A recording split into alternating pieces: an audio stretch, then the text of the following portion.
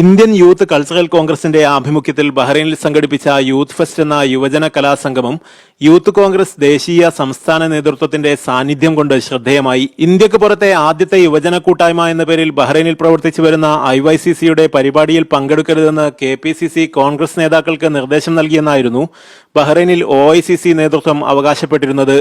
എന്നാൽ പരിപാടിയുടെ ഉദ്ഘാടകനായി യൂത്ത് കോൺഗ്രസ് ദേശീയ ജനറൽ സെക്രട്ടറി KS അർദ്ധനാരിയും മുഖ്യപ്രഭാഷകനായി സംസ്ഥാന യൂത്ത് കോൺഗ്രസ് ജനറൽ സെക്രട്ടറി അനീഷ് വരിക്കണ്ണാമലയും എത്തിയത് AYCC പ്രവർത്തകർക്ക് ആവേശമായി.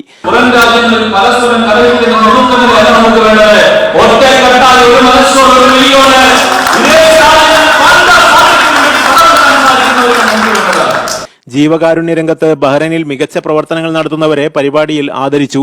Indian school chairman Abraham John, സാമൂഹിക പ്രവർത്തകൻ Anilkumar UK, toppers business bureau MD Badusha Thevalakkara എന്നിവർ സംസാരിച്ചു. ചടങ്ങിനോടനുബന്ധിച്ച് വിവിധ കലാപരിപാടികളും അരങ്ങേറി.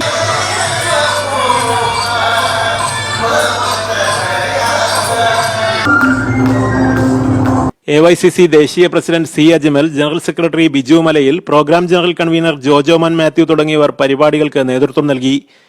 Media 1 Bahrain.